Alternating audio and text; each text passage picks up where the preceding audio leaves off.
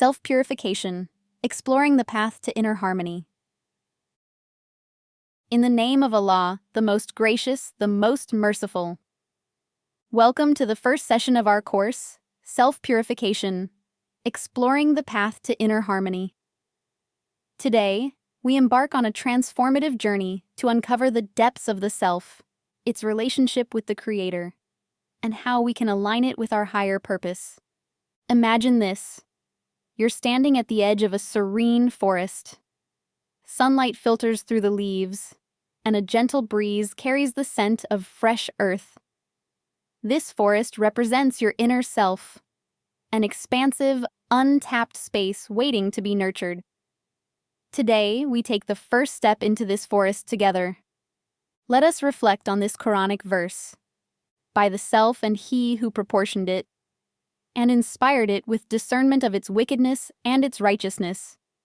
He has succeeded who purifies it, and he has failed who instills it with corruption. Ash-Shams 7-10. These words highlight our sacred responsibility to nurture and refine the self. As you listen, think about this. What does purification mean to you?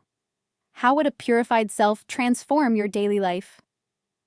Understanding the self. The self, or nafs, consists of three essential components: spirit, ruh, the divine connection to Allah, anchoring our purpose; body, jasad, the vessel that facilitates our earthly existence; innate disposition, fitra, the pure moral compass within us. Picture a three-legged stool. If one leg wobbles or breaks, the entire structure becomes unstable. Similarly, when these components are misaligned, we experience confusion and imbalance. When harmonized, however, we find clarity and peace. Challenges in modern life. The self encounters unique challenges in today's world. Distractions, social media, notifications, and overcommitment disconnect us from the spirit and cloud the fitra. For instance, scrolling endlessly on your phone may seem relaxing, but can overshadow time for reflection or prayer. Pause here and ask yourself, what distractions dominate your life, and how can you reduce their grip? Misplaced priorities. Materialism often overshadows spirituality. Reflect on this verse. And what is the worldly life except the enjoyment of delusion? Al-Hadid 20. Have you ever achieved a worldly goal only to feel unfulfilled? This happens when we neglect the spirit's deeper needs. Internal conflicts. When the spirit, body, and fitra are misaligned, we experience anxiety or dissatisfaction. Addressing this begins with identifying distractions and taking small, actionable steps, like turning off social media or dedicating time to du'a. Purification of the self, tazkiyah. Self-purification involves recognizing flaws with honesty. Reflect on habits that harm more than they help. Seeking Allah's guidance through consistent prayer. Imagine standing before Allah, asking for clarity and strength. Cultivating positive traits. Replace negativity with gratitude by focusing on blessings already present in your life. Ask yourself, what's one negative habit you can start replacing today? Framework for growth.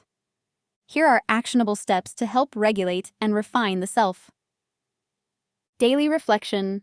Spend 5 minutes each morning contemplating a Quranic verse.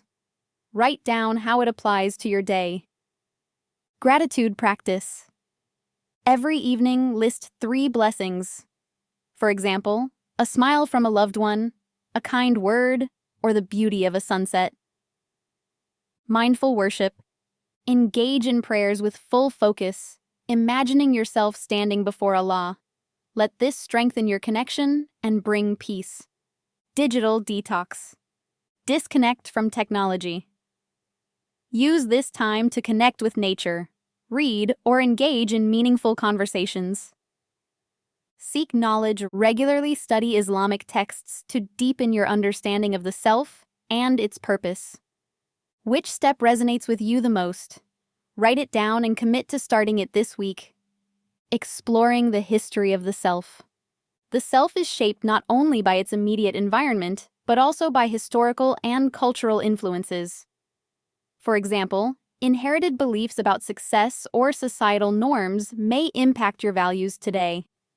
Recognizing these layers helps us uncover biases and align ourselves with divine truths. Confronting ignorance and deception.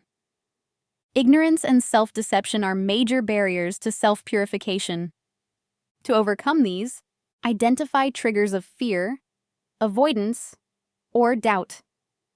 For example, do you deflect criticism instead of reflecting on it? Replace assumptions with informed understanding by seeking knowledge. Embrace honesty with yourself. Confront the truths you've been avoiding and commit to change. Achieving balance. True harmony requires balancing the components of the self. The spirit, ruh, strengthened through worship and reflection. The body, jasad, nurtured with care and discipline.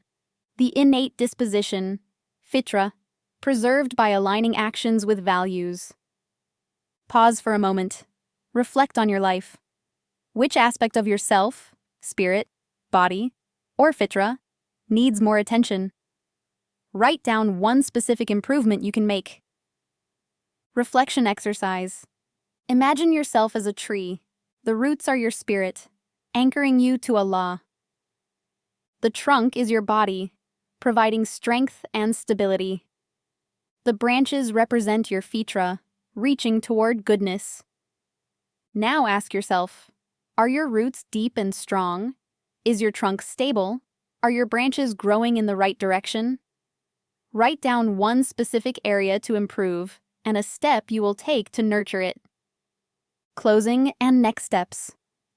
Today, we explored the self, its challenges, and practical steps for purification and growth.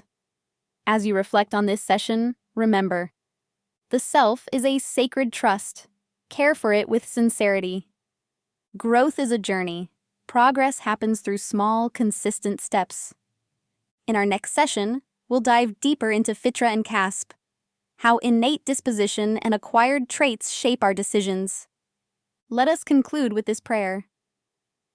O Allah, purify ourselves. You are the best to purify them. You are their guardian and protector. Until next time, may Allah guide and bless us all. Peace, mercy, and blessings of Allah be upon you.